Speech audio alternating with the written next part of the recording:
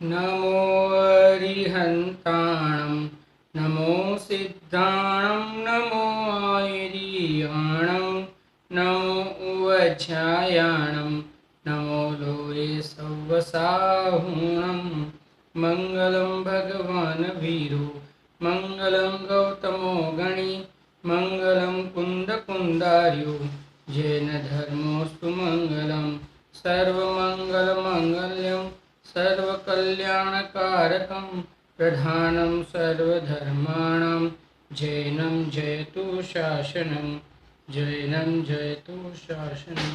बोलो उत्तरादेव शास्त्र गुरु भगवान की जय। श्री समाधि मरण के ऊपर अपनी चर्चा चल रही है। आचार्य श्री अमृतचंद्र स्वामी के माध्यम से उन्होंने जो पुरुषार्थ सिद्धि उपाय नामक ग्रंथ के अंदर संलेखन अधिकार लिखा है उसके माध्यम से अपनी चर्चा चल रही है। यहाँ पे आराधक कौन है और विराधक कौन है उसके ऊपर अमृतचंद्र आचार्य देव हमें बता रहे हैं। उसमें कल एक प्रश्न की ओर अपनी चर्चा हुई थी कि अगर मृत्यु समय में ही आराधना कर लेवे तो पहले से धर्म की प्राप्ति करने की क्या आवश्यकता है। तो उसके उत्तर में आचार्य देव ने बताया था कि जो जीव पहले से आराधक नहीं होता है वो अंत समय में आराधना कर सके ऐसी उसकी योग्यता नहीं बन सकती है। उसके बाद में अपन ने किस प्रकार से आराधना करनी चाहिए उसकी बात पढ़ी थी।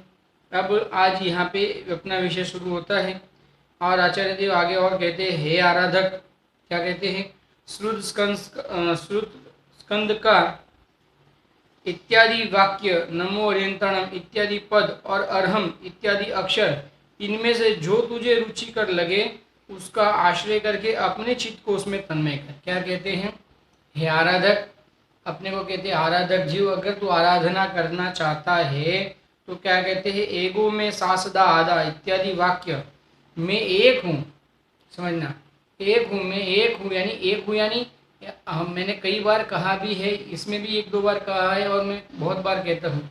यहाँ एक संख्यावाचक की अपेक्षा से मात्र नहीं है, यहाँ एक भाववाचक की यानी एक रूप हूँ मैं ज्ञान ज्ञान ज्ञान ज्ञान ज्ञान ज्ञान ज्ञान रूप, यानी जो मेरा जो चैतन्य स्वभाव है वो निरंतर ज्ञान ज्ञान ज्ञान रूप बरत रहा है। यानी मैं ज्ञान रूप जो मेरा जो स्वभाव है ना, प्रत्येक पर्याय में मैं ज्ञान रूप ही बरत रहा हूँ। प्रत्येक पर्याय में मैं ज्ञायक हूँ ना, तो ज्ञायक होने से चैतन्य स्वभाव ज्ञायक भाव होने से प्रत्येक पर्याय में ज्ञान रूप ही परिणम रहा है। तो प्रत्येक पर्याय में जो ज्ञान रूप परिणम रहा है तो प्रत्येक पर्याय में वो क्या है, ज्ञायक है। तो ज्ञायक एक रूप भाव, छठी गाथा में श्री समय सार जी गाथा नंबर 6 में आचार्य देव ने ज्ञायक एक रूप भाव करके हमारे नाम का प्रतिपादन किया है और हमारा नामकरण किया है। वास्तव में अगर किसी जीव को अपना नाम जानना हो तो छठी गाथा के माध्यम से जान सकता है, क्योंकि छठी गाथा में आचार्य देव ने अपना नामकरण किया है। ज्ञायक एक भाव, एक ही भाव है ना, एक रूप भाव है। ज्ञायक जो है वो एक रूप भाव, यानी कभी भी राग रूप नहीं प्रवर्तता, कभी भी द्वेष रूप नहीं प्रवर्तता, मान रूप नहीं प्रवर्तता, माया रूप नहीं प्रवर्तता, लोभ रूप नहीं प्रवर्तता, सुख दुख रूप यानी बाहर के जो ये जो पंचेंद्रिय के जो सुख है उसके और यानी सुख की भ्रमणा रूप जो सुख है और जो दुख है वास्तव में आकुलता है, उस रूप ये जीव वास्तव में उसके ज्ञान रूप परिणमता है, उस रूप नहीं परिणमता। क्योंकि जीव ज्ञायक है तो ज्ञायक रूप परिणमेगा, ज्ञायक की पर्याय ज्ञायक रूप होगी, ज्ञायक की पर्याय अन्य रूप किस प्रकार से हो सकती है। इसके लिए आचार्य देव कहते हैं तू तो ज्ञायक एक भाव है। अगर इस रूप से ये तुझे रुचि कर लगे, समाधि के काल में अगर तुझे ये रुचि कर लगे तो तू इसके माध्यम से आराधना कर।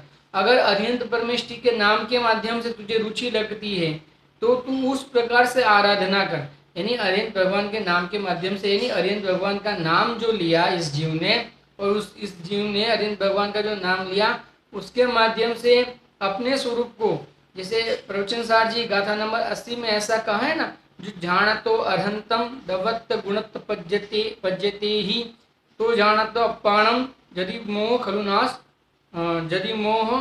खलु नाश लयम। देखिए मूल गाथा उसमें ऐसा कहा है, जो अरिहंत परमेष्टि को, जो जानता अरिहंत को गुण द्रव्य और पर्यायपने, वे जानता निज आत्म को, तसु मोह को वे क्षय करे। तो अगर मोह को क्षय करना है तो अरिहंत परमेष्टि ने, जो अरिहंत परमात्मा है, सिद्ध परमात्मा है, जो उनके नाम और उनके गुणों के माध्यम से, उनके जो अनंत गुण हैं उनके माध्यम से अपने स्वरूप की पहचान करे, अपना द्रव्य।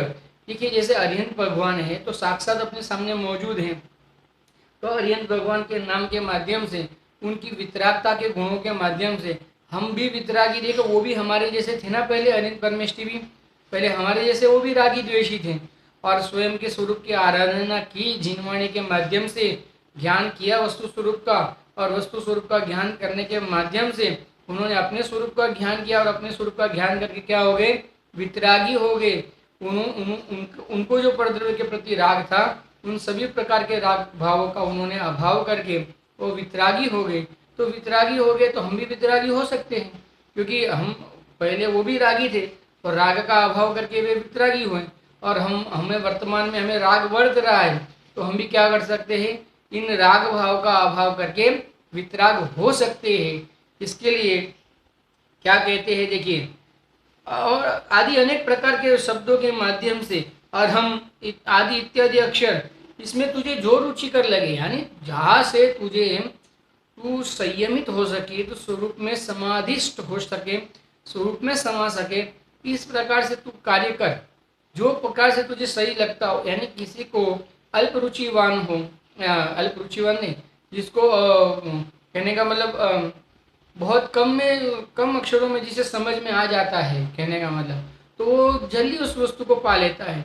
और कोई ऐसा होता है कि उसको बहुत समझाना पड़ता है उसको, जैसे समय सार जी गाथा है, समय सार जी में ऐसा कहा है कि अगर 12 गाथा तक का अगर स्वाध्याय कर लिया जाए तो समय सार जी, जो समय सार जी ग्रंथ है वो 12 गाथाओं तक का ग्रंथ है। उसके बाद में जो 12 गाथाओं में जो विषय बताया है उसी का विस्तार है। तो जो अल्प रुचिवान होता है, यानी अल्प रुचिवान, यानी यह रुचि का अर्थ क्या होता है, जिसे अल्प थोड़े ही शब्दों में जिसे वस्तु स्वरूप का ख्याल आ जाता है, वो ज़्यादा नहीं पढ़ता है, वो अल्प में ही अपना कार्य कर लेता है। और कोई ऐसा होता है कि जिसे ज़्यादा पढ़ना पड़ता है, जिसे कम शब्दों में ख्याल में नहीं आता, भले वो है आराधक है, लेकिन उसको क्या होता है, अल्प शब्दों में ख्याल नहीं आता, तो वो ज़्यादा पढ़ता है, लेकिन करता है उसके माध्यम से आराधना। कोई भक्ति के माध्यम से आराधना करता है, यानी किसी को भक्ति में ज़्यादा रुचि होती है तो भक्ति के माध्यम से आराधना करता है, किसी को पूजन के माध्यम से आराधना में प्रवृत्त करने का भाव बनता है तो पूजन के माध्यम से आराधना करता है। यानी अगर आपका उपयोग कितना स्थूल है और कितना स्थूल उपयोग, दो बातें हैं, एक तो आपका उपयोग कितना स्थूल है, और एक आपके ज्ञान का जो ज्ञान की जो पकड़ है वो किस प्रकार की है। देखिए अगर आपका स्थूल उपयोग है तो जितना स्थूल उपयोग होगा ना, वहाँ से शुरुआत करनी पड़ेगी। जैसे बहुत स्थूल उपयोग होता है ना, तो ये जीव को नमो नमोकार मंत्र से शुरुआत करनी पड़ती है। क्यों ऐसा होता है, क्योंकि उपयोग बहुत स्थूल है ना, यानी उपयोग बहुत चंचल बन रहा है। अभी समझो मेरा उपयोग बहुत चंचल बन रहा है, तो मुझे क्या करना पड़ेगा, मैं नमोकार मंत्र के माध्यम से अपने स्वरूप का ध्यान कर सकता हूँ। अगर उपयोग इतना स्थूल नहीं हो और थोड़ा उपयोग गंभीर हो गया हो, अपने स्वरूप के बारे में चिंतन आदि करने रूप हो गया हो, तो ऐसा भी हो सकता है कि पूजन के माध्यम से, पूजन के अंदर में जो बताए हुए शब्द हैं उस, क्योंकि शब्दों और अर्थ को वाच्य वाचक संबंध होता है, तो शब्दों के माध्यम से ये जीव क्या करता है, अपने स्वरूप को पा लेता है। तो पूजन के अंदर में जो पूजन के जो शब्द है, उन पूजन के शब्दों के माध्यम से भी ये जीव क्या करता है, अपने स्वरूप की ख्याति करता है। और कोई जीव ऐसा होता है कि जो प्रवचन आदि के माध्यम से, यानी प्रवचन में बताए हुए जो शब्द होते हैं उसके माध्यम से संयमित हो जाता है, और कोई स्वतंत्र स्वाध्याय जिनवाणी का करके कहने का मतलब स्थिर हो जाता है। और कोई ऐसा जीव होता है कि जो कम पढ़ के भी जल्दी स्थिर हो जाता है, और कोई ऐसा जीव होता है कि जो बहुत पढ़ के स्थिर होता है। बात स्थिर होने की है, बात वितरागी होने की है, बात संयमित होने की है। आप कुछ भी करो लेकिन क्या हो जाओ, संयमित हो जाओ। आप कुछ भी करो लेकिन क्या हो जाओ, स्वरूप में परिवर्तन करने लग जाओ। आप कुछ भी करो लेकिन क्या हो जाओ, आप वितरागी हो जाओ, कहने का मतलब। यानी प्रयोजन वितरागता है। आप कहाँ से शुरुआत करते हो ये इम्पोर्टेंट नहीं है। अरे मैं तो कहता हूँ नमोकार मंत्र से शुरुआत करो भले ही, कोई वो दोष नहीं है, लेकिन करके करना क्या है, तो वितरागता को प्रकट करना है। ये जानना बहुत ज़रूरी है कि हमें वितरागता को प्रकट करना है। क्योंकि क्या हो जाता है, ये जीव क्या हो जाता है, करता तो है शुरुआत, लेकिन वितरागता को प्रकट नहीं कर सकता है। क्यों? क्योंकि उसका ध्येय नहीं है वितरागता। आप समझना, हमें सबसे हमारी सबसे अपना सबसे हमारी बड़ी भूल क्या है कि हमने ध्येय नक्की नहीं किया है। जिस जीव का ध्येय वितरागता नहीं हो वो जीव कभी वितरागी नहीं हो सकता है। अगर हमारा ध्येय वितरागता नहीं हो तो हम पूजन के माध्यम से वितरागी नहीं हो सकते, भक्ति के माध्यम से, स्वाध्याय के माध्यम से भी वितरागी नहीं हो सकते हैं, क्योंकि हमारा ध्येय वितरागता नहीं है। हमारा ध्येय और न तो कोई पूछ सकता है फिर हम ये सब क्यों करते हैं, क्योंकि आपका ध्येय और न और कुछ होगा। अरे धन होगा, किसी का धन नहीं होगा तो ख्याति होगा, पूजा होगा, यानी कोई लोग मेरी पूजा करें, यानी लोग मेरी प्रशंसा करें। देखो समाधि मन जैसे विषय पे आप स्वाध्याय कर रहे हो, इस प्रकार से कोई मेरी ख्याति करे, कोई मेरे पूजा करे, यानी मेरी महिमा करे, तो ये सब के लिए करता है। तो अगर आप वितरागी नहीं होते हो तो और कोई ना कोई अभिप्राय आपके मन में और कोई ना कोई ध्येय आपके अपने मन में पाला है तो नक्की है। यानी स्वयं पहले ध्येय नक्की करें, अपना ध्येय बनाए, और ध्येय बनाने के बाद जो भी आराधक बन गए ना, क्योंकि आराधना करने वाला ही, क्योंकि उसने ध्येय बनाया ना आराधना करने का, किसकी आराधना करना है, स्वरूप की आराधना करना है। तो स्वरूप की आराधना करने का अगर आपने ध्येय बनाया ना, तो आप ध्येय बनाएंगे अगर स्वरूप की आराधना को, तो आप उस रूप प्रवर्तना शुरू कर देंगे। फिर आप जिस रूप भी प्रवर्तेंगे उस रूप, क्योंकि आपका लक्ष्य आराधना करना है, आपका लक्ष्य शुद्धात्मा की आराधना करना है, तो आप जिस भी प्रकार से प्रवर्तन करेंगे आप वो प्रवर्तना शुद्धात्मा के आराधना के लिए ही करेंगे, अन्य किसी प्रयोजनार्थ नहीं करेंगे। इसके लिए क्या कहते हैं, आप कहीं से भी आपको जहाँ से रुचि लगे, लेकिन सबसे मूल बात ध्येय होना चाहिए वितरागता, ध्येय होना चाहिए समाधि, ध्येय होना चाहिए शांति। अगर आपके समाधि नहीं हो, ध्येय आपके शांति नहीं हो, ध्येय आपके वितरागता ध्येय नहीं हो, तो फिर आप कहीं से भी शुरुआत करो, वो शुरुआत क्या होगी, शुरुआत जीरो ही होगी। वो शुरुआत क्या होगी, वो शुरुआत आकुलता राग द्वेषमय ही होगी। इसके लिए आचार्य देव ये कहते हैं कि भाई अगर तुझे करना है तो वितरागता प्रकट। कहने का मतलब क्या है, हे आराधक, देखो क्या कहते हैं, अगर तुझे श्रुत स्कंद में एगो में सासा आदा इत्यादि वाक्य, नमो अर्हंताणम इत्यादि पद और अर्हम इत्यादि अक्षर, इनमें से तुझे जो रुचिकर लगे उसका आश्रय करके अपने चित्त को उसमें तन्मय कर, अपने चित्त को उसमें यानी स्वरूप में तन्मय कर। पहले शब्दों में तन्मय करता है ये जीव, और शब्दों में तन्मय करके शब्दों के अर्थ को प्रकट करता है, और फिर शब्दों के अर्थ रूप जो शुद्धात्मा है उसमें तन्मयता प्रकट करता है। हे आर्य, मैं एक शाश्वत आत्मा हूँ, यह शुद्ध ज्ञान से अपनी आत्मा का निश्चय कर। मैं एक शाश्वत शुद्धात्मा हूँ, ऐसा क्या कर, शुद्ध ज्ञान से अपनी आत्मा का निश्चय कर। क्योंकि निश्चय तो एक आत्मा का करना है। निश्चय करना यानी प्राप्त करना, निश्चय करना यानी अनुभव करना, निश्चय करना यानी जानना। आप समझना, निश्चय यहाँ निश्चय और व्यवहार का, निश्चय का अर्थ निश्चय व्यवहार वाला निश्चय नहीं है। यहाँ निश्चय यानी निर्णय करना, निश्चय का अर्थ निर्णय करना। ऐसा तुम निश्चय तो करो कि तुम्हें क्या करना है। अपन कहते हैं ना कभी कभी निर्णय के अर्थ में हम कभी कभी निश्चय को भी कहते हैं, क्या कहते हैं, तू निश्चय तो कर तुझे क्या करना है। इसी प्रकार से निर्णय करो कि तुम्हें क्या करना है, तुम्हें वितरागता की आराधना करनी है, ये निर्णय तुम्हारा होना चाहिए, तुम्हारा ध्येय होना चाहिए, लक्ष्य होना चाहिए, प्रयोजन होना चाहिए।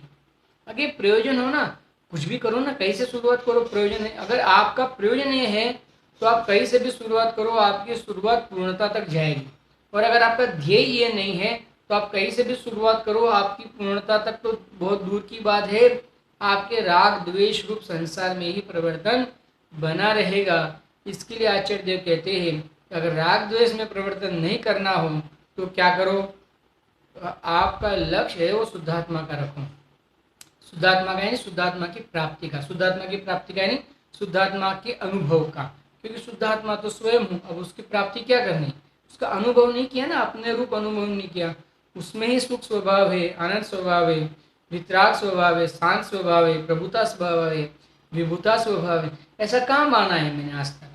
मैंने आज तक तो ये माना है कि मैं स्त्री वाला, मैं पुत्र वाला, मैं धन वाला, मैं मकान वाला, मैं दुकान वाला, यही मान के रखा है। अब ये जो मान्यता, मैं पुरुष हूँ, मैं स्त्री हूँ, मैं तिर्यंश हूँ, मैं नारक हूँ, यही तो मान के रखा है आज तक हम लोगों ने। कई गाथाएं आगे अगर आपको समझ में आता है और अगर आप स्वाध्यायी हो तो आपको ख्याल में आ गया होगा कि समय सारजी, नियम सारजी आदि की कई गाथाएं इतने शब्दों में आ गई कि ध्यान में रखना। क्या करना? स्वरूप की आराधना करना। ध्येय ये होना चाहिए कि मुझे स्वरूप की आराधना करनी है। क्यों? क्योंकि हम कभी कभी कई लोग प्रश्न करते हैं ना कि हम इतना इतना करते हैं फिर भी हमारे स्वरूप की आराधना क्यों नहीं होती है, बताओ। ये अधिकांश जैनियों का प्रश्न है कि हम 40-40 साल से जिनेंद्र परमात्मा की ये बात सुनते हैं फिर भी हमें आराधना प्रकट क्यों नहीं हो रही है। सिंपल बात है भैया, सरल बात है कि आपने आराधना का जो लक्ष्य बिंदु है वो तय नहीं किया है, आपने प्रयोजन तय नहीं किया है, आपने लक्ष्य नहीं बनाया है, ध्येय नहीं बनाया है। जैसे हम सुबह उठते हैं तो कोई ना कोई लक्ष्य बनाते हैं या नहीं बनाते। जैसे विद्यार्थी होता है वो सुबह उठ के क्या लक्ष्य बनाते हैं कि मैं आज इतना स्वाध्याय तो करूँगा ही, आज मैं गणित का है या जो भी उनके जो विषय होते होंगे, विज्ञान का है, जो भी उनके विषय होते होंगे, मैं इन इतने इतने विषयों का मैं स्वाध्याय करूँगा। ये लक्ष्य बनाता है या नहीं बनाता है? अगर वो लक्ष्य नहीं बनाता है तो विद्यार्थी नहीं कहा जा सकता, आप समझना। और अगर कोई बनिया हो या व्यापारी हो तो वो लक्ष्य बनाता है कि आज अगर मैं जाऊँगा तो इनका इनका पेमेंट लाना है, इनको इनको माल भेजना है, आदि आदि अनेक प्रकार से अपना लक्ष्य बनाता है। सुबह उठते ही हम लक्ष्य बनाते हैं कि नहीं बनाते? गृहिणियाँ अपना लक्ष्य बनाती है नहीं बनाती? गृहिणियाँ होती है वो अपना लक्ष्य बनाती है ना, आज मुझे ये भोजन की सामग्री बनाना है, लाना है, आदि इसकी तैयारी करना है, आदि लक्ष्य बनाते हैं नहीं बनाते? बाद में कार्य शुरू करते हैं ना कि पहले कार्य शुरू कर लेते हैं? लक्ष्य बनाए बिना ही कार्य शुरू करते हैं कभी? तो लक्ष्य बनाते हैं, अब समझना, हम लक्ष्य बनाते हैं और लक्ष्य बनाते हैं इसीलिए हम कार्य में कहने का मतलब वो तो वहाँ तो बाहर तो कर्माधीन है, फिर भी जितना जितना हम उसमें पूर्णता कर पाते उसका कारण क्या है कि हमने लक्ष्य बनाया है। वैसे ही है यहाँ पे धर्म मार्ग में भी हमने अपने चैतन्य स्वरूप की आराधना का लक्ष्य नहीं बनाया है। तो इसके लिए आचार्य देव कहते हैं पहले लक्ष्य बनाओ अपने आराधना, चैतन्य स्वरूप की आराधना का लक्ष्य बनाओ, अपने लक्ष्य नहीं बनाया है। समझ, बहुत बड़ी गलती कर दी है हमने आज तक, इसके लिए हमें प्राप्ति नहीं हो रही। हम करते तो जा रहे हैं, पूजन करते जा रहे हैं, भक्ति करते जा रहे हैं, प्रवचन सुनते जा रहे हैं, लेकिन फिर भी हमें प्राप्ति क्यों नहीं हो रही अपनी शुद्धात्मा की? क्योंकि हमने लक्ष्य नहीं बनाया उसको, हमने उसको अपना प्रयोजन ही नहीं बनाया है। समझना, हमने प्रयोजन तो और साधा है, सुख के लिए हमने अगर हम क्या, कई लोगों ने ऐसा भी साधा है कि पूजन आदि के माध्यम से क्या होता है, शुभ भाव के माध्यम से साता कर्मों का उदय टल जाता है, साता कर्मों का उदय आ जाता है। साता कर्मों का उदय आता है, उसके माध्यम से क्या होता है, इस जीव को सुख की प्राप्ति होती है। यानी उसने पंच इंद्रिय विषयों को ही प्राप्त करने का लक्ष्य बनाया है। वो पूजन भी पंच इंद्रिय के विषयों को प्राप्ति करने के लिए करता है, प्रवचन भी इसके लिए करता है, दया दान भी इसीलिए करता है, इसके लिए प्राप्त नहीं हो पाता। और कोई जीव ऐसा होता है कि वो जीव जो कुछ भी करता है, दया भी करता है, दान भी करता है। अरे वो गोलक में 1 रुपया भी चढ़ाता हूँ ना, जिनेंद्र भगवान के दरबार में जाके गोलक में अगर 1 रुपया भी चढ़ाता हूँ ना तो उसका प्रयोजन ये है कि मैं वितरागता को प्राप्त करूँ। समझना, इतना, यानी आपको ऐसा लगता होगा कि 1 रुपया चढ़ाने से क्या वितरागता प्राप्त हो जाएगी? अरे भाई तुम समझो बात को जरा, कि तुम वो 1 रुपया चढ़ा रहे हो तो उसके अंदर 1 रुपया चढ़ाने की बात नहीं, उसमें आपको वितरागता की महिमा है। समझना, तभी तो आप धन कहाँ देते हो, आप धन कब छोड़ते हो, आपकी जेब में से धन कब निकलता है? जब आपको अन्य वस्तु की महिमा होती है तब आपके जेब में से धन निकलता है, ऐसे आपकी जेब में से धन नहीं निकलेगा कभी। आपको जिनेंद्र भगवान की महिमा है। क्यों जिनेंद्र भगवान की महिमा है? क्योंकि वो वितरागी है। वो वितरागी, उसमें तुम्हें क्या लाभ है? अरे मुझे भी वितरागी बनना है। 1 रुपया वो दान देता है, उसमें भी उसके इतने भाव गर्भित हैं क्योंकि उसने अपना प्रयोजन अपने चैतन्य स्वरूप की आराधना बनाया हुआ है। इसके लिए उसको कहने का मतलब वो जो कुछ भी क्रिया करता है, जो कुछ भी करता है वो आराधना में जाता है, और अज्ञानी जो कुछ भी करता है वो विराधना में जाता है। देखिए क्या कहते हैं, स्वसंवेदन से आत्मा की भावना कर, समस्त चिंताओं से पृथक होकर प्राण विसर्जन कर और यदि तेरा चित्त किसी क्षुधा परिचय से अथवा किसी उपसर्ग से विकसित यानी कि वग्र हो गया हो तो नरकादि वेदनाओं का स्मरण करके ज्ञानामृत सरोवर में प्रवेश कर। अरे भाई, अगर तुझे वेदना ज़्यादा सता रही है, वर्तमान में किसी रोग के कारण तुझे अगर वेदना ज़्यादा सता रही है, तो नरकों की वेदना का ज्ञान कर। देखो, कई लोग कहते हैं ना कि ये नरक में, ये नरकों का इस प्रकार से ज्ञान क्यों कराते? डराने के लिए कराते क्या? डराने के लिए नहीं कराते। देखो, ये प्रयोजन बताया। नरक गति का ज्ञान भी क्यों करना? क्योंकि वर्तमान में जो तुम्हें वेदना हो रही है, वो वेदना उस वेदना के सामने किंचित भी नहीं है। अरे अंश मात्र भी नहीं है। वहां जो दुख की वेदना है, संयोग जनित दुख की बात है ना। अभी वर्तमान में संयोग जनित दुख की तो बात कर रहा है। आत्मा में तो दुख का नामो निशान नहीं है। आत्मा तो अनंत सुख का धनी है ना। आत्मा अनंत गुणों का धनी, गुणों का धनी है ना, कि दुख का धनी है आत्मा। दुख गुण है आत्मा का, कि गुणों का? कहने का मतलब विपार, क्या कहते हैं उसको, क्या कहते हैं उसको, विरोध है, गुण का विरोधाभास है, समझना। ऐसा कहते हैं ना। दुख क्या है वास्तव में? दुख जीव का गुण नहीं है, आप समझना। गुण नहीं जानने से दुख होता है। यानी इस प्रकार से देखिए, ज्ञानामृत सरोवर में प्रवेश कर, प्रयोजन ज्ञानामृत सरोवर में प्रवेश करने का होना चाहिए, आराधना करने का प्रयोजन होना चाहिए।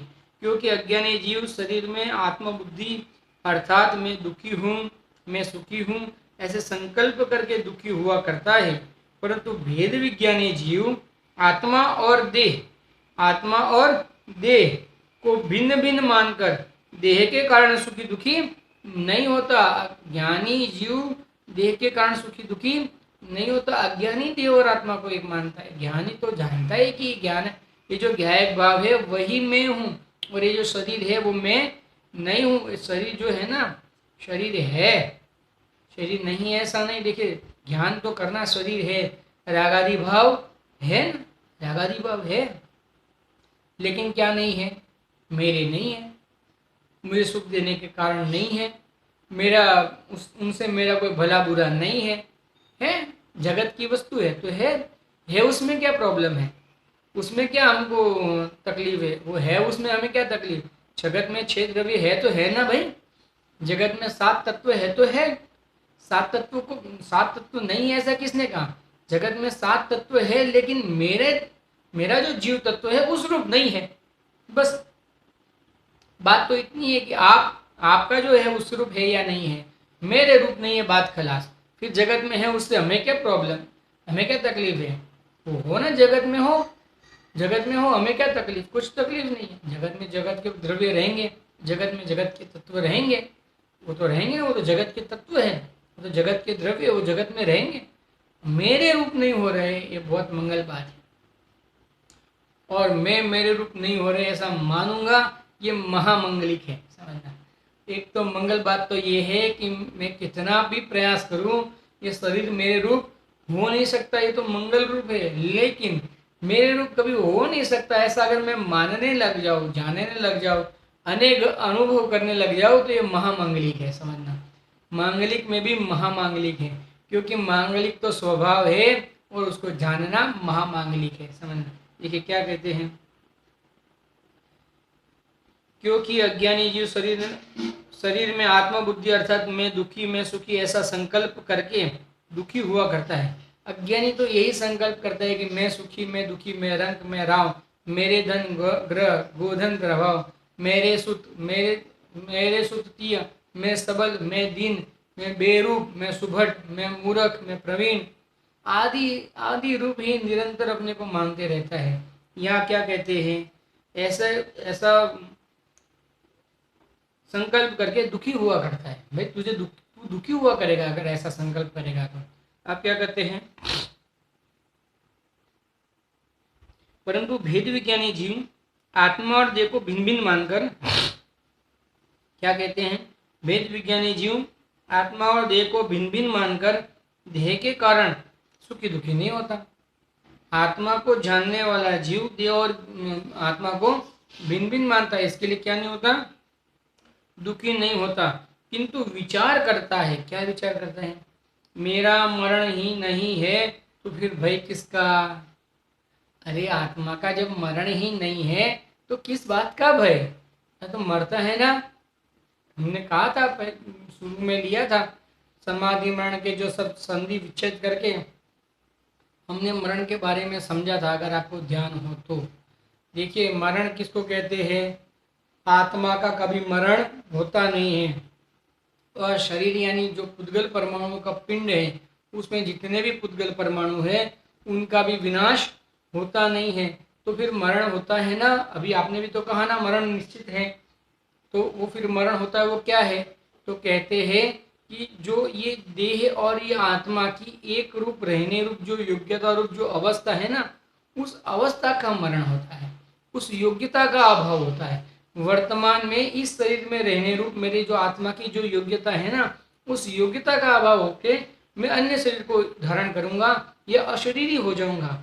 अगर आराधना की पूर्णता करूंगा तो अशरीरी हो जाऊंगा, और अगर आराधना की पूर्णता नहीं हुई किसी कारणवश और आराधना करता रहा तो फिर दूसरा देवादि का शरीर मिलेगा, और अगर विराधना की तो तिर्यंश नारक आदि का शरीर मिलेगा। बहुत सरल बात है। देखिए मेरा मरण ही नहीं तो फिर भय किसका? किसका भय करना? देखिए मुझे रोग ही नहीं तो फिर वेदना कैसी? दूसरी बात, जब मुझे रोग ही नहीं, क्योंकि रोग तो शरीर में होता है और शरीर मैं नहीं हूँ। रोग कहाँ होता है? आत्मा में रोग होता है। आत्मा का रोग अगर कोई गिना जाए तो क्या है? जन्म मरण है ना। जन्म मरण आत्मा का रोग, यानी ये इस अवस्था में मैं रहा हूँ और इस अवस्था को मैं छोड़ूंगा, फिर मैं इस अवस्था में जाऊंगा, फिर मैं इस अवस्था में रहूंगा। इस प्रकार की जो अपनी अज्ञान रूप मान्यता है ना, वही दुख का कारण है जीव के। वास्तव में और कोई दुख का कारण नहीं है। मुझे रोग ही नहीं तो फिर वेदना कैसी? तो रोग तो शरीर में होता है, मैं शरीर हूँ नहीं, मैं तो ज्ञायक एक भाव हूँ। उस शरीर को और उस शरीर को अपने पर रूप पराया रूप जानने वाला मैं तो ज्ञायक एक भाव हूँ। तो रोग तो शरीर में है, यानी रोग पर में है, मेरे में तो रोग नहीं। फिर डर किस बात का? वेदना कैसी? मैं बालक या वृद्ध या तरुण नहीं हूँ तो फिर मनोवेदना कैसी? देखो तीन बात कही है, बहुत बढ़िया बात कही है। दुख किस बात का, वेदना किस बात की, और मनोवेदना किस बात की? तीन बात कही। दुख किस बात का, वेदना किस बात की, और मनोवेदना किस बात की? क्यों? क्योंकि इस जीव को अधिक तो मनोवेदना और वेदना का ही ज्यादा भय रहता है, आप समझना। और इसके माध्यम से मैं जन्मता हूँ मरता हूँ ऐसा मानता हुआ दुखी होता है। मनोवेदना और वेदना के माध्यम से ही ये जीव सबसे अधिकांश रूप से दुखी होता है। देखिए और क्या कहते हैं, मुझे रोगी नहीं तो फिर वेदना कैसी? मैं बालक वृद्ध या तरुण नहीं तो फिर मनोवेदना कैसी? मैं महाभाग्य मैं महाभाग्य हे महाभाग्य, तू इस तुच्छ से शरीर को दुख से कायर होकर प्रतिज्ञा से किंचित मात्र भी च्युत मत होना। देखिए अब आदेश दे रहे हैं, दृढ़ चित्त होकर परम निद्रा की अभिलाषा करना। जब तक तू आत्मचिंतन करता हुआ संन्यास ग्रहण करके समाधि मरण की आराधना में बैठा है, तब तक प्रतिक्षण तेरे प्रचुर कर्मों का विनाश हो रहा है। जहाँ तक तू आराधना करते जा रहा है वहाँ तक तेरे प्रचुर कर्मों का विनाश हो रहा है। क्या तू धर्म वीर पांडवों का चरित्र भूल गया? क्या कहते हैं, जो पांडव थे, 5 पांडव थे, आपको ध्यान ही होगा क्या हुआ था उनके साथ में। दुर्योधन के जो पुत्र है उनके जो है उन्होंने इनको बहुत गर्म एकदम अग्नि से तपतपायमान जो लोहे के आभूषण है वो पहनाए थे। और जो 5 पांडव थे वो तो आराधना थे, महामुनिराज बने हुए थे, आराधना में थे। जैसे ही उपसर्ग हुआ तो 3 पांडव तो अपने स्वरूप में ऐसे लीन हो गए, परम शांत हो गए कि वो उन्होंने पूर्ण वितरागता को प्राप्त कर लिया। और 2 पांडव को किंचित विकल्प आया कि मुनिराजों को कैसा होता होगा, ये तो भयंकर उपसर्ग आया है मुनिराजों के ऊपर, यानी अपने ऊपर नहीं समझ रहे, वो मुनिराजों के ऊपर। वैसा इतना छोटा सा विकल्प आया और फिर साधना की, वापिस ऐसा विकल्प में बह नहीं गए, साधना की, लेकिन साधना की पूर्णता नहीं कर पाए। ये विकल्प में, ये किंचित विकल्प में रह गए और सर्वार्थ सिद्धि में चले गए, समझना। तो आराधना का फल तो मिला ना, भले एक भव दूर हुए हैं, ऐसा नहीं है कि अच्छी बात है, उसी काल में आराधना करके मुक्ति को पाना था वास्तव में तो, लेकिन थोड़ा सा विकल्प रहा, उसके माध्यम से दो भव तो बड़े हैं। देखिए नुकसान तो हुआ है, लेकिन ऐसा भी नुकसान नहीं हुआ है क्या कि अनंत भव बढ़ गए हैं। अनंत भव के सामने तो भी ठीक है, अच्छी बात तो नहीं है। देखिए भव भव मिलना अच्छी बात नहीं होती है, भव मिलना तो बुरी ही बात होती है, लेकिन अनंत भव के सामने अच्छी बात है, ऐसा कहते हैं यहाँ पे। यानी 5 पांडवों के चरित्र को तो भूल गया, ये 5 पांडव अपने स्वरूप में मस्त रहे, उनके तो इतनी कहने का मतलब वेदना हुई थी बाहर में, तेरी इस प्रकार की वेदना नहीं है तो तू स्वरूप में रहे, ऐसा तू अपने चरित्र को धारण करके रख, तू वितरागता रूप अपना उसको धारण करके रख, ऐसा कहते। देखिए फिर क्या कहते हैं, जिन्हों जिन्हों जिन्हें लोहे के आभूषण अग्नि से तपायमान कर शत्रुओं ने पहनाए थे, तो भी तपस्या से किंचित मात्र च्युत न होकर आत्म ध्यान में मोक्ष प्राप्त किया। यानी तीन ने तो आत्म ध्यान में मोक्ष प्राप्त किया और 2 जन सर्वार्थ सिद्धि में गए। यहाँ पे विश्लेषण करके नहीं बताया है, लेकिन ठीक है वो तो। क्या तूने सुकुमाल सुकुमाल मुनिराज का चरित्र नहीं सुना है? वैसे हमारा ये सभी स्वाध्याय हो चुका है। पूर्व में हमने इन सभी मुनिराजों को जब हमने समन्वय स्वामी के माध्यम से जब हमने समझा था, तब हमने ये सभी और अनेक मुनिराजों के बारे में हमने बात पढ़ी थी कि उनको किन किन प्रकार की वेदना हो गई थी, उनके किन किन प्रकार का उपसर्ग हुआ था, और फिर भी सर्व प्रकार के उपसर्गों से दूर होकर स्वयं कैसे वितरागी हुए थे, वो सब हमने पढ़ा था। देखिए जिनका शरीर सियाल ने थोड़ा थोड़ा खा करके अति से कष्ट देने के लिए कई दिन 3 दिन तक भक्षण किया था, परंतु किंचित मार्ग च्युत न होकर जिन्होंने सर्वार्थ सिद्ध स्वर्ग प्राप्त किया था, ऐसे असंख्य उदाहरण शास्त्र में है। जहाँ दुष्ट उपसर्ग सहन करके अनेक साधुओं ने सर्वार्थ सिद्धि की है, तहा तेरा यह कर्तव्य नहीं है कि उनका अनुकरण करके जीवन धनाधिक में निर्वांचक होकर अंतरंग बहिरंग परिग्रह के त्याग पूर्वक साम्य भाव से निरुपाधि में स्थिर होकर आनंदामृत का पान करें। तेरा ये स्वयं का ये नहीं है, कहने का मतलब कर्तव्य नहीं है। इस तरह उपरोक्त उपदेश से सम्यक प्रकार कषाय को कृष करके कम करके रत्नत्रय की भावना रूप प्रणाति से पंच नमस्कार मंत्र स्मरण पूर्वक समाधि मरण करना चाहिए। भाई समाधि मरण करना चाहिए। अब तक समाधि मरण नहीं किया है, नहीं कर रहे थे, तो आचार्य देव कहते हैं कि भाई अब समाधि मरण कर, बहुत हो गया, जीवन अल्प है, अल्प जीवन में कषाय बढ़ा के तुझे कुछ हाथ में नहीं आने वाला है। आज ये प्राण लेके कषाय को नहीं बढ़ाऊंगा, बहुत हुआ, अब कब तक कषाय करेंगे, कितना काल तक और कषाय करेंगे।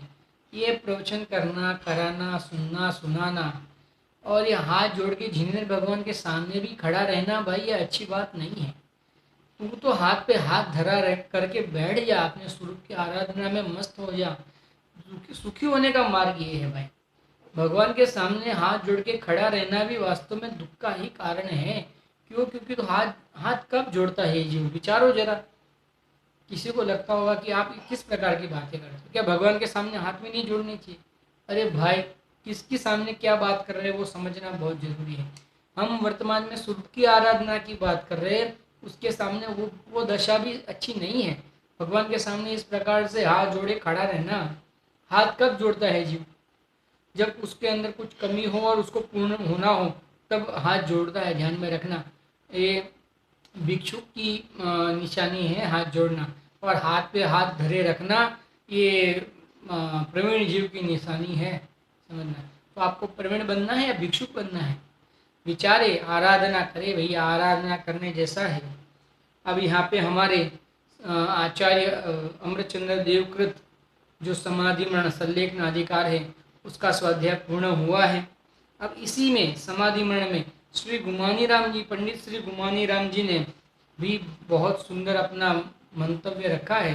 तो आज उनके स्वाध्याय का, उनसे भी स्वाध्याय की शुरुआत करते हैं और आगे जितना बन पाएगा स्वाध्याय करेंगे। वैसे मैं देख भी रहा हूँ कि बहुत लोग नहीं सुन रहे हैं।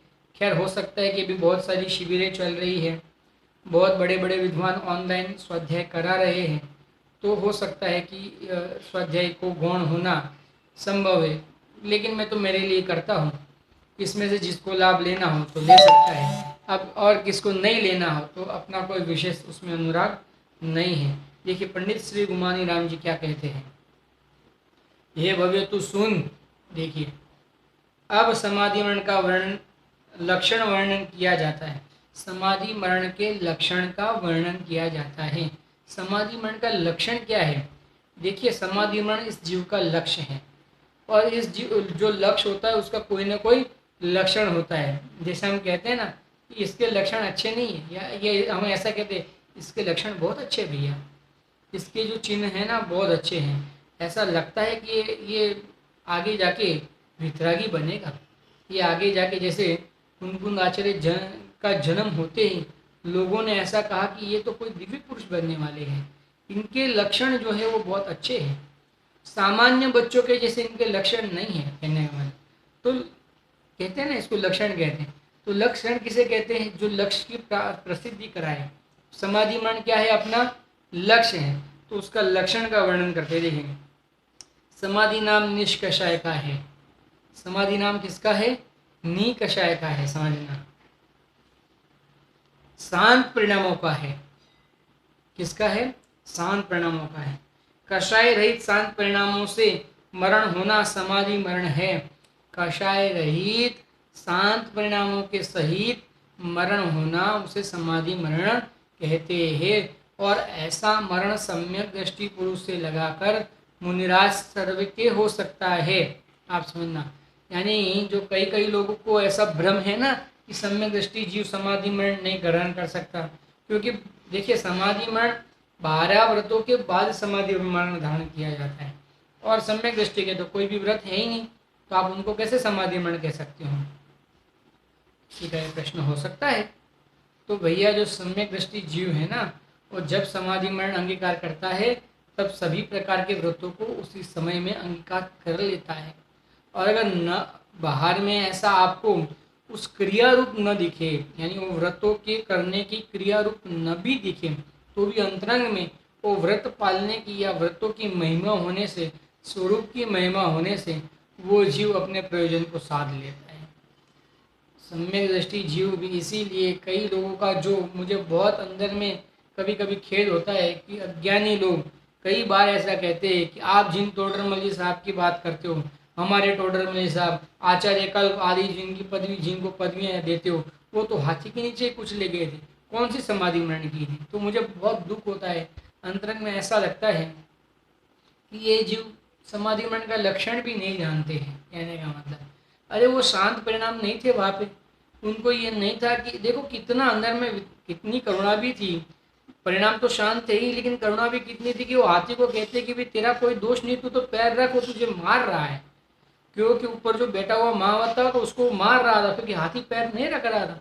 हाथी को भी पता है कि महान आत्मा है, वो ही पैर नहीं रख रहा था और महावत उसको मारते जा रहा था। समझना, तो कितनी देखो अंतरंग में शांति, चैतन्य स्वरूप की पकड़, पता है कि मेरा मरण नहीं होने वाला है, मैं अजर अमर तत्व हूँ। पता है कि ये जो कषाय भाव है, बुरे भाव है, छोड़ने लायक भाव है। और उस समय करुणा भी कितनी कि हे गजराज, तुम तो क्या करो, अपने कर्तव्य का निर्वाह करो, क्योंकि राजा ने तुम्हें आज्ञा दी है, तो तुम तो अपने कर्तव्य का निर्वाह करो, तुम अपने कर्तव्य से विमुख मत हो। बताओ, देखो कितनी, वो तुझे मार रहा है तो क्यों दुख को वेदन कर रहा है? तू इस प्रकार से मत कर, तू अपने स्वरूप का स्वानुभव कर। कहने का मतलब देखिए कितना अंदरंग में कितनी इस जीव को महिमा है, आप विचार करना। कहने का मतलब हमें ऐसा लगता है कभी कभी, पूज्य गुरुदेव श्री अरे निरंतर स्वरूप की साधना कर रहे थे पूज्य गुरुदेव श्री, वो तो देखो श्रावक भी होते हैं ना, तो अपने गुरु हो जिनके माध्यम से हमने आत्मा की बात सुनी हो, वो हमारे से नहीं छूटे इतना राग श्रावक को आता है, आप समझना। और वो राग के माध्यम से वो श्रावक जन जो है वो पूज्य गुरुदेव श्री को, कहने का मतलब, अनेक अनेक अस्पताल में लेके जाते थे। तो उसमें पूज्य गुरुदेव श्री का क्या दोष है? और वो तो अस्पताल में जाते थे तभी भी यही कहते थे कि भाई ये शरीर का इलाज अब नहीं हो सक रहा है, मुझे तो स्वरूप की साधना करने दो। और वो जीव तो साधना कर ही रहा था, और फिर अंत में तो कह दिया, जब नहीं मानते तब कह भी दिया, आपको इस शरीर के साथ में जो करना है करो, मुझे आराधना करने दो। देखो क्या कहते हैं, ज्ञानी जीवों का अंतरंग कोई अजब गजब होता है। हम ज्ञानी जीवों के अंतरंग को जान ही नहीं पाते हैं और व्यर्थ में कलह करते रहते हैं। समाधि मरण का लक्षण तो क्या है? निष्कषाय, समझना, शांत रूप मरण, निष्कषाय रूप मरण, शांत परिणामों सहित जो मरण होता है उसको समाधि मरण कहते हैं। और ये ज्ञानी जीवों का मरण भी इस प्रकार से होता है, लक्षण को माध्यम से भी लक्ष्य को तो पकड़ो। तो ये कोई सामान्य विद्वान नहीं है गुमानी राम जी। गुमानी राम जी भी पंडित टोडरमल जी साहब के सुपुत्र है, कहने का मतलब बहुत बड़े विद्वान थे गुमानी राम जी। वो अलग बात है कि उनकी इतनी ख्याति नहीं हुई बाहर में, वो अलग बात है, लेकिन बहुत बड़े विद्वान थे गुमानी राम जी। टोडरमल जी साहब के सुपुत्र थे। उन्होंने अपने मन की बात नहीं लिखी है, ये वास्तव में जिनेंद्र भगवान की बात है, कहने का मतलब ये लक्षण है समाधि मरण का। निष्कषाय सहित और शांत परिणामों सहित जिन जीवों का मरण होता है उनका समाधि मरण होता ही होता है। जितने मरण के समय में परिणाम शांत हुए, जितनी कषाय का अभाव हुआ है या जितनी कषाय कम हो गई है, उतना उतना आपको वास्तव में सल्लेखना मरण ही कहा जाता है। क्योंकि हो सकता है आपके धर्म आदि में प्रवर्तन रूप कसाई विद्यमान हो, शुभ भाव रूप हो, जिनेंद्र भगवान की भक्ति आदि के शुभ भाव रूप बाहर में थोड़े अल्प कसाय दिखते हों, लेकिन जो पापादि भाव रूप है उस कसाय रूप आपका अगर जीवन नहीं हो, और अगर अंतरंग में प्रयोजन ये हो कि मैं समाधि मरण करके अपने चैतन्य स्वरूप की आराधना करूँगा, तो इस प्रकार के जो भावना सहित जो मरण होता है वो वास्तव में सल्लेखना है, समाधि मरण है, समझना। इसके लिए कई लोगों का जो विरोध है, मुझे ऐसा लगता है कि वो लोग विरोध ही करते हैं लेकिन स्वरूप तो समझते ही नहीं, बिना स्वरूप को समझे हुए विरोध करते। इसलिए कभी कभी बहुत अंदर में ये खेद होता है कि ज्ञानी जीवों के, देखिए ज्ञानी जीवों के ऊपर में सब उपसर्ग जैसा लगता है कभी कभी। तो संक्षेप रूप से समाधि मरण का यही वर्णन है, ये तो संक्षेप रूप वर्णन इतना ही है, वास्तव में तो विशेष रूप से कथन आगे किया जा रहा है। आगे क्या कहते देखो, सम्यक ज्ञानी पुरुष का यह सहज स्वभाव ही है कि वह समाधि मरण ही की इच्छा करता है। उसकी हमेशा यही भावना रहती है कि अंत समय मरण समय निकट आने पर वह इस प्रकार सावधान होता है जिस प्रकार वह सोया हुआ शिव सावधान होता है। जिसका कोई पुरुष ललकारे कि हे श्री, तुम्हारे पर बैरियों की फौज आक्रमण कर रही है, तुम पुरुषार्थ करो और गुफा से बाहर निकलो। जब तक बैरियों का समूह दूर है तब तक तुम तैयार हो जाओ, बैरियों की फौज को जीत लो। महान पुरुषों की यही रीति है कि वे शत्रु को जागरूक होने के पहले ही तैयार हो जाते हैं, शत्रु को आने के पहले ही वो अपनी तैयारी कर लेते हैं। महान पुरुषों की ये रीत होती है। जैसे कोई शेर गुफा में सो रहा है और उसके ऊपर अनेक बैरियों ने आक्रमण कर लिया है, तब कोई इसको ऐसा उपदेश देता है कि हे शेर, तू तो शेर है, जाग जा, तेरे पर बैरियों ने आक्रमण किया हुआ है, तू जाग और उनका प्रतिकार कर और उन सबको परास्त कर दे। इस प्रकार हम भी, हमारे ऊपर जो कर्म बैरियों ने आक्रमण किया हुआ है, शरीर में रोग प्रवेश हो गए हैं, बाहर में वृद्धा अवस्था हो गई है, अनेक प्रकार से शरीर ग्लानि रूप हो गया है, तो ये अनेक प्रकार की जो हमारे अभी वर्तमान में जो सहयोग बने हुए हैं उसका लक्ष्य छोड़, वो सब तेरे पर हावी हो जाए, उसके पहले तू क्या कर, समाधि मरण को अंगीकार कर ले। इसके लिए हमें भी ये वास्तव में उदाहरण है। हमारा समय तो अभी हो गया है, इस उदाहरण को हम और विशेष रूप से समझेंगे। आज हम यहीं पे अपना स्वाध्याय को विराम देते हैं। ओम नमः सिद्धेश्वराय। सहजानंदी शुद्ध स्वरूपी अविनाशी हूँ आत्मस्वरूप। सहजानंदी शुद्ध स्वरूपी अविनाशी हूँ आत्मस्वरूप। सहजानंदी शुद्ध स्वरूपी अविनाशी हूँ आत्मस्वरूप। जिन वाणी के ज्ञान ते सूझे लोकालोक, सो वाणी मस्तक नमो सदा देती हूँ। बोलो द्वादशांग परम मंगलकारी जिनवाणी मात की जय।